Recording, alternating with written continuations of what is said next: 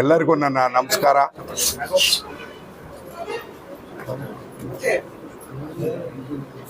ಶಾಸಕರ ಕಚೇರಿಯನ್ನ ನನ್ನ ಗಮನಕ್ಕೆ ಬರದೇ ಇರತಕ್ಕಂಥ ರೀತಿಯಲ್ಲಿ ನವೀಕರಿಸಿ ಸಭೆಗಳನ್ನ ಮಾಡೋದಕ್ಕೆ ಅನುಕೂಲ ಆಗ್ತಕ್ಕಂಥ ರೀತಿಯಲ್ಲಿ ನಮ್ಮ ತಾಲೂಕಿನ ಆಡಳಿತ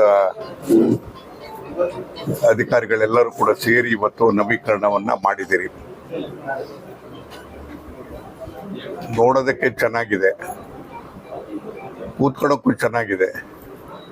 ಅಷ್ಟೇ ಪ್ರಮಾಣದಲ್ಲೂ ಕೂಡ ಅವರಿಗೆ ಸ್ಪಂದಿಸ್ತಕ್ಕಂಥ ರೀತಿಯಲ್ಲಿ ಕೆಲಸ ಮಾಡಿದಾಗ ಮಾತ್ರ ಈ ಕಚೇರಿ ಮಾಡಿದ್ದಕ್ಕೂ ಕೂಡ ಅರ್ಥ ಬರ್ತದೆ. ನನಗೆ ಈ ಸಂದರ್ಭದಲ್ಲಿ ಹೆಚ್ಚಿಗೆ ಮಾತಾಡಕ್ಕೆ ಹೋಗೋದಿಲ್ಲ. ನಾನು ಕಳೆದ 10-15 ದಿವಸದಿಂದ ಬರೀ ದೆಹಲಿ ಪ್ರವಾಸ ಜಾಸ್ತಿಯಾಗಿ ನಾನು ಸಿರಾಕ್ಕೂ ಕೂಡ ಬರೋದಕ್ಕೆ ಸಾಧ್ಯ ಆಗಿರಲಿಲ್ಲ. ಇವತ್ತು ನಿರೀಕ್ಷಿತವಾಗಿ ಇವತ್ತು ನಾನು ಇಲ್ಲಿ ಬಂದಿದ್ದೇನೆ. ನನಗೆ ಖಂಡಿತ ಗೊತ್ತಿರಲಿಲ್ಲ. ಬೆಳಿಗ್ಗೆ ಅಷ್ಟೇ ಗೊತ್ತಾಯಿತು ಕಚೇರಿ ಮಾಡಿದ್ದಾರೆ ಅಂತಕ್ಕಂಥದ್ದು. ಚೆನ್ನಾಗಿ ಮಾಡಿದ್ದೀರಿ, ಒಳ್ಳೆ ಕೆಲಸ ಮಾಡೋಣ. ಮತ್ತು ಎಲ್ಲ ಒಂದು ಕಡೆಗೆ ನಾವು ನಮ್ಮದು ಅವಧಿ 2 ವರ್ಷ ಮುಗೀತು. 2 ವರ್ಷ ಮುಗಿದ ಮೇಲೆ ಎಲ್ಲ ಒಂದು ಕಡೆಗೆ ನಾವು ಲೆಕ್ಕಾಚಾರ ಹಾಕಬೇಕು. 2 ವರ್ಷದಲ್ಲಿ ಏನೆಲ್ಲ ಕಾಮಗಾರಿಗಳಾಗಿದೆ, ಏನೆಲ್ಲ ಮುಂದೆ ಏನೆಲ್ಲ ಕಾಮಗಾರಿಗಳನ್ನು ಮಾಡಬೇಕು ಅಂತಕ್ಕಂಥದ್ರ ಬಗ್ಗೆ ಕೂಡ ಚಿಂತನೆ ಮಾಡೋದ್ರ ಜೊತೆಗೆ ನಮಗೆ ಒಂದು ದೊಡ್ಡ ಸಮಸ್ಯೆ ಆಗಿರ್ತಕ್ಕಂಥದ್ದು ಅಂದರೆ ಈ ಬಾರಿ ಎಲ್ಲೂ ಕೂಡ ಇನ್ನು ನಮ್ಮ ತಾಲೂಕಿನಲ್ಲಿ ಮಳೆ ಬಂದಿಲ್ಲ.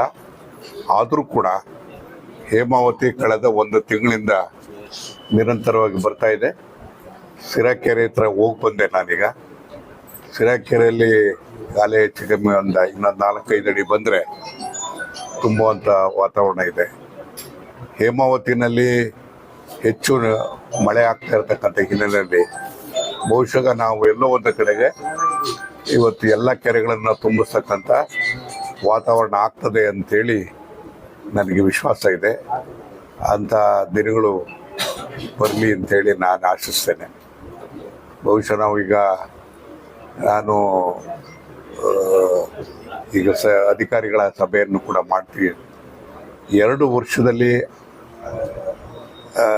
ಆರ್ಥಿಕವಾಗಿರ್ತಕ್ಕಂಥ ರೀತಿಯಲ್ಲಿ ಯಾವ ರೀತಿಯಾಗಿಂಥ ಕಾರ್ಯಕ್ರಮಗಳನ್ನು ರೂಪಿಸಿದ್ದೇವೆ, ಮುಂದೇನೋ ರೂಪಿಸಬೇಕು ಅಂತಕ್ಕಂಥದ್ರ ಬಗ್ಗೆ ಕೂಡ ಚಿಂತನೆ ಮಾಡ್ತಕ್ಕಂಥ ಕೆಲಸವನ್ನು ಕೂಡ ನಾನು ಮಾಡ್ತೇನೆ. ಇವತ್ತು ಈ ನವೀಕರಣ ಆಗಿರ್ತಕ್ಕಂಥ ಕಚೇರಿಗೆ ಸಂದರ್ಭದಲ್ಲಿ ಬಂದಿರತಕ್ಕಂಥವ್ರು ಎಲ್ಲರಿಗೂ ಕೂಡ ತಮಗೆ ನನ್ನ ನಮಸ್ಕಾರಗಳನ್ನು ಸಮರ್ಪಿಸ್ತೇನೆ. ಬಹುಶಃ ಒಳ್ಳೆ ಆಡಳಿತ ಕೊಡುವಂಥ ಕೆಲಸವನ್ನು ಅತ್ಯಂತ ಪ್ರಾಮಾಣಿಕವಾಗಿ ಮಾಡೋಣ ಅಂತಕ್ಕಂಥದ್ರ ಜೊತೆಗೆ ಇನ್ನೊಂದು ಮುಖ್ಯವಾದಂಥ ಸಂದೇಶ ಅಂತ ಹೇಳಿದ್ರೆ, ಇವತ್ತು ಸಿರಾ ಒಂದು ಪ್ರಮುಖವಾಗಿರ್ತಕ್ಕಂಥ ನಗರವಾಗಿ ಹೊರಹೊಮ್ತಾ ಇರ್ತಕ್ಕಂಥ ಸಂದರ್ಭದಲ್ಲಿ ಈ ಭಾಗದಲ್ಲಿ ಆಗಿರ್ತಕ್ಕಂಥ ಅಭಿವೃದ್ಧಿ ಕೆಲಸಗಳನ್ನೆಲ್ಲರೂ ಕೂಡ ಮುಖ್ಯಮಂತ್ರಿಗಳು ಮುಂದಿನ ತಿಂಗಳು ನಾನು ಬರ್ತೇನೆ ಅಂತಕ್ಕಂಥ ಮಾತನ್ನು ಕೂಡ ಹೇಳಿರ್ಬೇಕಾದಾಗ ನಾವು ಕನಿಷ್ಠವಾದರೂ ಕೂಡ ಯಾರೂ ಕೂಡ ಯಾವ ಕ್ಷೇತ್ರದಲ್ಲೂ ರಾಜ್ಯದಲ್ಲಿ ಎಲ್ಲೂ ಆಗದೆ ಇರತಕ್ಕಂಥ ರೀತಿಯಲ್ಲಿ ವಿನೂತನವಾಗಿರ್ತಕ್ಕಂಥ ಒಂದು ಕಾರ್ಯಕ್ರಮವನ್ನು ಮಾಡಬೇಕು ಅಂತೇಳಿ ಕನಿಷ್ಠ ಆದರೂ ಕೂಡ ಒಂದು 10,000-15 ಸಾವಿರ ಸೈಟ್ಗಳನ್ನ ಕೊಡಬೇಕು ಅಂತಕ್ಕಂಥ ಉದ್ದೇಶವನ್ನು ಕೂಡ ನಾನು ಇಟ್ಕೊಂಡಿದ್ದೇನೆ. ಆದರೆ ಒಂದು ಮನವಿ ಮಾಡ್ತೇನೆ, ಎಲ್ಲೋ ಒಂದು ಕಡೆಗೆ ನಿವೇಶನ ಕೊಡಕ್ಕೆ ಶುರು ಮಾಡಿದಾಗ ಯಾವ ಹಂತದಲ್ಲೂ ಕೂಡ ಭ್ರಷ್ಟಾಚಾರ ಆಗಬಾರ್ದು. ಯಾರಿಂದಲೂ ಕೂಡ ಯಾವ ಥರದಲ್ಲೂ ಕೂಡ ಭ್ರಷ್ಟಾಚಾರ ಆಗಬಾರ್ದು. ಪ್ರಾಮಾಣಿಕವಾಗಿ ನೊಂದಿರ್ತಕ್ಕಂಥ ಬಡವರಿಗೆ, ಜನರಿಗೆ ನಿವೇಶನ ಕೊಡ್ತಕ್ಕಂಥ ಕೆಲಸದಲ್ಲಿ ನಾವೆಲ್ಲರೂ ಕೂಡ ಭಾಗಿಗಳಾಗಬೇಕು. ನೀವೆಲ್ಲರೂ ಸಲಹೆಗಳು ಕೊಡದಲೇ ಇದ್ದರೆ, ಸಹಕಾರ ಕೊಡದಲೇ ಇದ್ದರೆ ನಾನು ಪ್ರಾಮಾಣಿಕವಾಗಿ ಕೆಲಸ ಮಾಡೋದಕ್ಕೆ ಸಾಧ್ಯ ಆಗೋದಿಲ್ಲ. ಹಾಗಾಗಿ ಪ್ರಾಮಾಣಿಕವಾಗಿ ಕೆಲಸ ಮಾಡಿ ಜನಗಳು ಸೇವೆ ಮಾಡುವಂಥ ಕೆಲಸವನ್ನು ಮಾಡೋಣ ಅಂತಕ್ಕಂಥ ಮಾತನ್ನು ಹೇಳಿ, ಮುಖ್ಯಮಂತ್ರಿಗಳು ಬರುವಂಥ ಸಂದರ್ಭದಲ್ಲಿ ಇನ್ನೂ ಅನೇಕ ಕಾರ್ಯಕ್ರಮಗಳು ಕೂಡ ಜರುಗ್ತದೆ.